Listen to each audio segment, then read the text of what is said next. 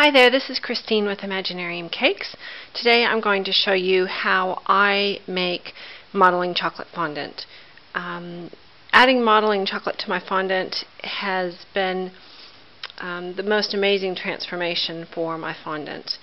It gives it such an incredible taste and handle that I don't think you'll ever go back to regular fondant. When I make this, I make it from scratch. Most people that I've seen do it make their modeling chocolate the normal way you would make modeling chocolate. When I do this, I do it slightly different. I don't like leaving my modeling chocolate to set and properly set. I prefer to use it as soon as I've made it. And I do a couple of things different that I'll go through as I'm showing you. What you'll need for this is 1.5 kg of fondant of your choice. It doesn't really matter what kind of fondant. Different fondants are different and have different properties depending on their additives. Today I'm using satin ice, but there's no reason you couldn't use bagels or royal ice or regal ice.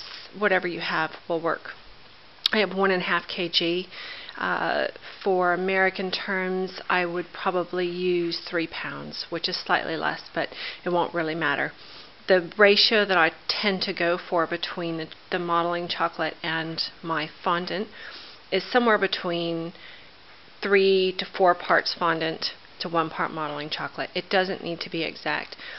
I make mine quite a high ratio because I tend to use the white to mix with my other colors. I mix in my red, I mix in my pink, I mix in my yellow. So you're going to knock that ratio back to probably 4 to 1, possibly even 5 to 1, depending on what you what color you're making. So that is the fondant. Today I'm using the Wilton Candy Melts. The bag I have is 12 ounces, which is 3/4 of a pound. And I will be using just slightly more than a 1/4 cup. It's about 0.25 cups, 0.28 of a cup of your Caro syrup. I am using the Caro Light syrup. If you are using glucose syrup, which is a more easily found corn syrup outside the States, you might just have to play with your ratios. The difference about the way I make it is I tend to err a little bit on the high side. So if I use a full 1/3 of a cup with the 12 ounce, that's a little bit more corn syrup than I need, but you would rather have it slightly stickier than drier. If you've ever made modeling chocolate and you haven't put enough corn syrup, you know that when you go to knead it, it can turn into a crumbly mess. That's easily remedied by adding more corn syrup and mixing it through, kneading it through. But for our purposes, we're not even going to knead it. So the first step I do is knead my fondant. The other trick that I do, I don't like warming my corn syrup in the microwave. I find it gets kind of a bit of a film and don't like the way it behaves. So I actually use my glass Pyrex measuring cups. I pour boiling water in them and I let them sit until the measuring cup itself has warmed. Once that's warmed, I dump that out and I measure out my corn syrup. Now I've already done that here, but just to show you that I do pretty much completely fill it so that it can warm the entire glass. And that way you're warming the corn syrup without really overwarming it. The next thing you'll do is melt your chocolate. For 1 pack, which I quite happily use when I'm making my fondant, and if I'm actually making modeling chocolate, I don't use less than 2 packs of the candy melts. I just find so many errors. So many things can go wrong with a small amount of chocolate. But for our purposes today, since we're basically going to be seasoning the chocolate and directly mixing it in with our fondant, it won't really matter. The other important thing to consider before you start is your surface. If you have a stone surface or a stainless steel surface, you will end up having a lumpy fondant, and you will think, oh, I've just wasted this whole batch of fondant. So the best thing I would suggest is buying some sort of a mat that you can work on that's plastic, and also have a slip mat underneath. That will provide as a bit of insulation as well as hold your mat in place. So once you've melted your chocolate, and for this 1 bag batch, I let it go for about a minute initially, and then another 30-second burst. I stir in between both, and then I will usually do about another 10 or 15-second burst after that, and my microwave is 1100 watts. I usually let mine cool down. It doesn't need to be made when it's hot. And I actually find I have far fewer problems if I let my chocolate cool before I put in my corn syrup. So once it's melted and it's cooled a bit, that's when you put in your corn syrup. Now, if you're making modeling chocolate, proper modeling chocolate, you need to be as gentle as possible while you're folding in the corn syrup. If you get a bit too rough, and anybody who's made modeling chocolate has likely messed up a batch, you'll know what I mean. You'll find that all the wax that has been replaced in the melts, all the wax that has replaced the cocoa butter in melts, which is the reason why it's such an easier product to use, separates out, and you end up with this kind of gluggy mess. Now, you're actually going to see that when we mix it in with the fondant, because I'm not going to wait for my modeling chocolate to cool. So you don't have to be as gentle with this as you do with modeling chocolate.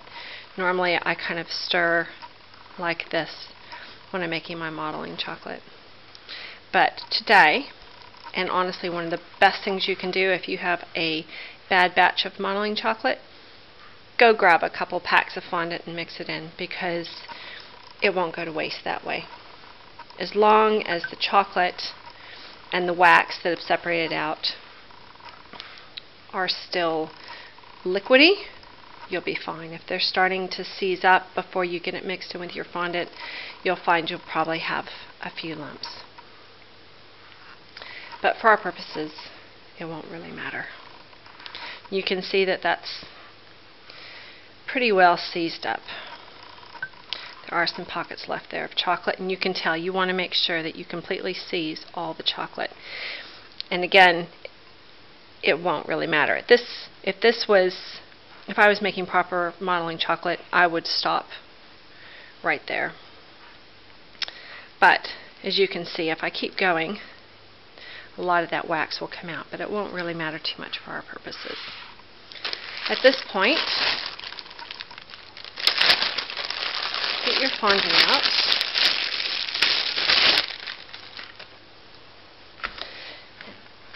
I kind of tend to make a big hole in the middle.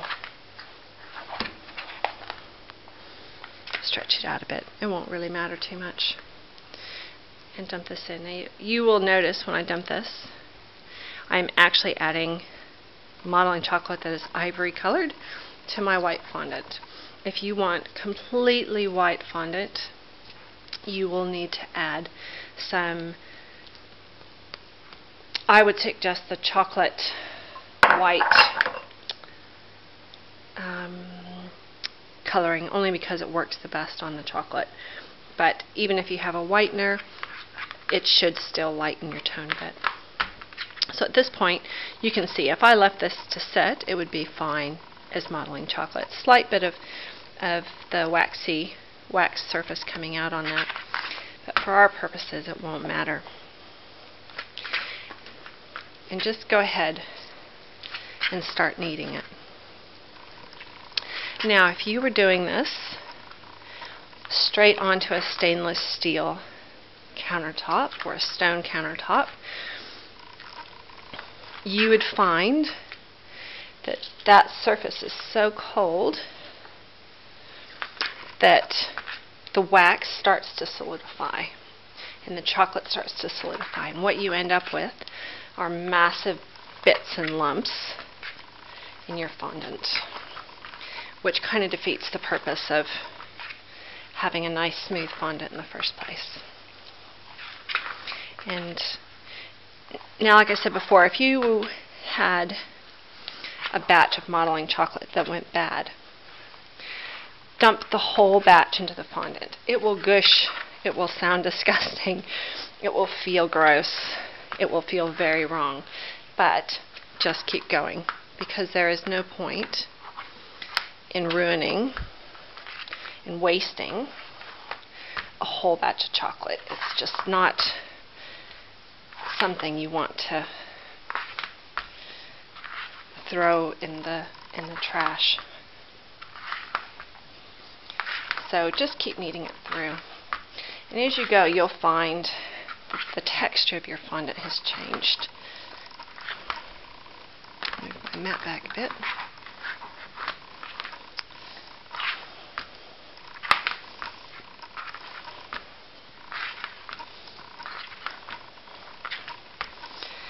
If you were doing this on stone or steel, you would end up with a very thick layer of solidified chocolate. And if it wasn't chocolate, it would be the wax from your chocolate. And as you knead, you would start picking up those dry bits. And you can see I have a couple, just little bits here, and I just removed those. You could incorporate them, but I find it gives a higher chance of a lumpy fondant. So just keep kneading. You'll know when it's pretty well kneaded through. But what you get is this nice, shiny fondant.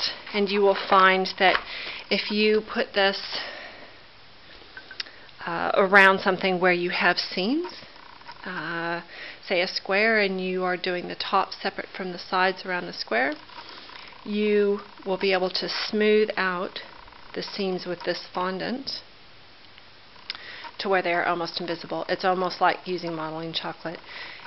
Quite amazing how that extra bit of chocolate and wax that you've added in to the fondant really does change the properties and consistency of the fondant. So after that, just put it back in your bag. I have used it straight away. I quite often let it sit for 3 or 4 hours and just kind of firm up a bit, because remember, all that wax is still in there. But you can use it straight away. You'll find it still is beautiful, but it does work best if you let it sit for a few hours just to cure. And that's it. I hope you give it a go and that you enjoyed this little tutorial. Happy caking!